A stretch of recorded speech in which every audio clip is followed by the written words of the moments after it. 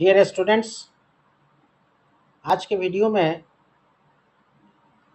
हम आपको पढ़ाएंगे ट्रांजिटिव वर्ब।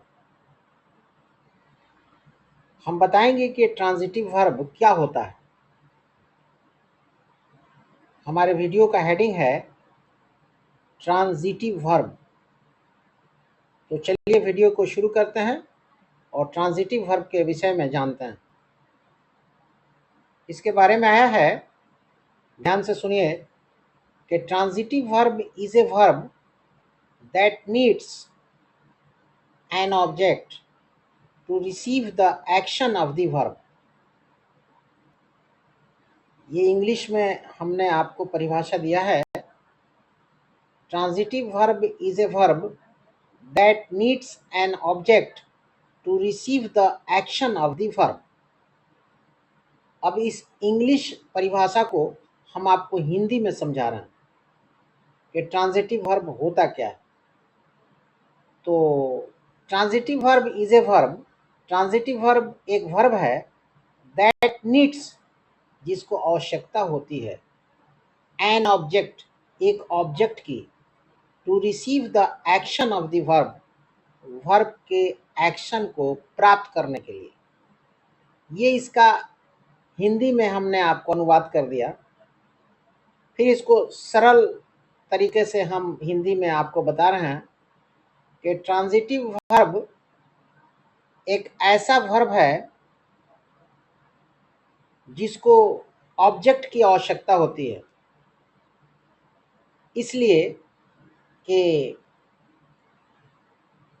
ट्रांजिटिव वर्ब का जो एक्शन होता है वो डायरेक्ट ऑब्जेक्ट पे जाता है, ट्रांसफ़र होता है। ट्रांजिट का मतलब ही होता है ट्रांसफ़र होना। तो जिस वर्ब का एक्शन ऑब्जेक्ट पे ट्रांसफ़र हो जाए वो वर्ब हमारा ट्रांजिटिव वर्ब होता है। उम्मीद है कि आप समझ गए होंगे परिभाषा। अब चलिए हम एक एग्जाम्पल लेते हैं जिससे आपको समझाते हैं। जैसे हमने एग्जाम्पल लिया पहला, please bring a cup of T. Please bring a cup of T. इसमें ब्रिंग जो है ना, ये ट्रांजिटिव वर्ब है और कप ऑफ टी जो है ये ऑब्जेक्ट है, डायरेक्ट ऑब्जेक्ट है। मतलब डायरेक्ट ऑब्जेक्ट इसलिए है कि ब्रिंग का प्रभाव कप ऑफ टी पर जा रहा है। अगर हम ये कहते प्लीज ब्रिंग तो अर्थ तो जाहिर हो जाता कि लाइए, लेकिन क्या लाइए? ये जो ब्रिंग का एक्शन है वो जाहिर नहीं होता प्लीज ब्रिंग में।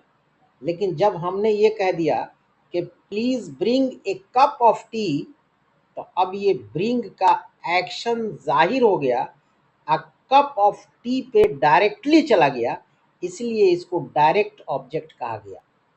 मतलब कप ऑफ टी जो है ये ऑब्जेक्ट है लेकिन डायरेक्ट ऑब्जेक्ट है, इसलिए कि ब्रिंग का एक्शन ट्रांजिट हो रहा है, ट्रांसफर हो रहा है कप ऑफ टी पर।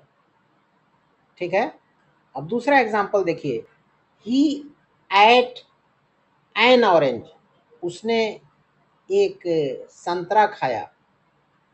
इसमें एट जो है ना ट्रांजिटिव वर्ब है और ऑरेंज जो है ये ऑब्जेक्ट है और डायरेक्ट है। ठीक है। अगर हम ये कहते ही एट, उसने खाया, तो क्या खाया? तो ये जो वर्ब का एक्शन है ना, जो इसमें जो हमारा वर्ब एट है, ये एक्शन पता नहीं चलता और ये ट्रांसफर नहीं हो पाता ऑब्जेक्ट पर। ठीक है ना। अगर ऑब्जेक्ट नहीं रहे, केवल ही एट रहे, तो ही एट व्हाट, वो क्या खाया।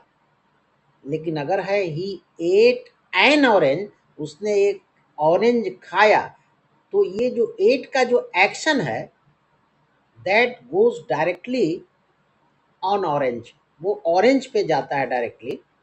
इसलिए ऑरेंज जो है ना यहाँ ऑब्जेक्ट है और डायरेक्ट ऑब्जेक्ट है, ठीक है। और 8 जो है इस सेंटेंस में ट्रांजिटिव वर्ब है। क्लियर है? अब चलिए हम एक नोट देखते हैं। अभी जो हमने कहा कि डायरेक्ट ऑब्जेक्ट, तो क्या इनडायरेक्ट ऑब्जेक्ट भी होता है? क्या होता है? तो चलिए आगे हम देखते हैं कि इनडायरेक्ट ऑब्जेक्ट क्या होता है। आगे है एक नोट, इसमें हमने एक सेंटेंस इंग्लिश का लिया है कि Ravi gave me a copy.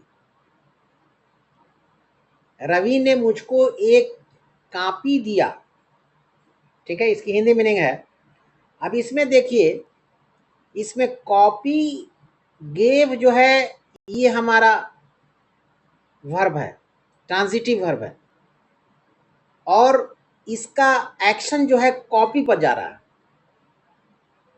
Ravi gave me a copy में रवि का ने काम जो है ना देने का, तो ये गेव जो वर्ब है हमारा ट्रांजिटिव वर्ब, इसका एक्शन कॉपी पर जा रहा है। रवि ने मुझको कॉपी दिया।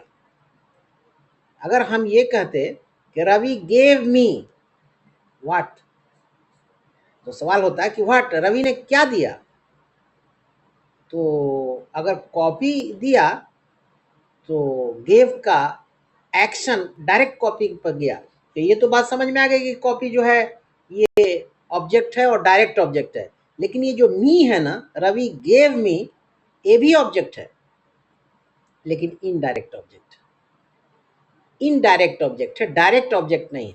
रवि गेव मी, रवि ने मुझको दिया, तो ठीक है, मी जो है ऑब्जेक्ट हो गया लेकिन इनडायरेक्ट ऑब्जेक्ट है। लेकिन जब कॉपी लिख दिया गया तो ये डायरेक्ट हो गया, इसलिए कि रवि ने दिया मुझको एक कॉपी, तो ये गेव जो हमारा ट्रांजिटिव वर्ब है, इसका एक्शन कॉपी पर चला गया, इसलिए कॉपी जो है डायरेक्ट ऑब्जेक्ट हुआ और मी जो है इनडायरेक्ट ऑब्जेक्ट हुआ। अब तो ये आप समझ गए होंगे कि डायरेक्ट ऑब्जेक्ट और इनडायरेक्ट ऑब्जेक्ट क्या होता है। उसी को हमने नीचे लिखा है कि ऊपर के सेंटेंस में 2 ऑब्जेक्ट्स हैं, एक मी जो इनडायरेक्ट ऑब्जेक्ट है और दूसरा कॉपी जो डायरेक्ट ऑब्जेक्ट है। ट्रांजिटिव वर्ब को डायरेक्ट ऑब्जेक्ट की ही ज़रूरत होती है, क्योंकि वर्ब का एक्शन डायरेक्ट ऑब्जेक्ट पर ही ट्रांसफर होता है, ठीक है। अब मेरे ख्याल से तो आप समझ गए होंगे कि ट्रांजिटिव वर्ब क्या होता है। अब चलिए आगे हमने आपके लिए कुछ प्योर ट्रांजिटिव वर्ब लिख दिया है, जिसकी हेडिंग है सम ट्रांजिटिव वर्ब्स। तो पहला है ब्रिंग, दूसरा है कैरी, तीसरा है क्लाइम, चौथा है गिव, पांचवा है हीट, छठा है मेक और सातवां है टेक। ईटीसी, ईटीसी का अर्थ है इत्यादि। तो ये जितने हमने वर्ब लिखा है ये प्योर ट्रांजिटिव वर्ब्स हैं। उम्मीद है कि वीडियो पसंद आया होगा। अगर हमारा वीडियो पसंद आया तो एक लाइक दे दीजिए, चैनल पे न्यू है तो काइंडली सब्सक्राइब भी कर दीजिए और अपने दोस्तों में शेयर भी कर दीजिए। Thank you very much.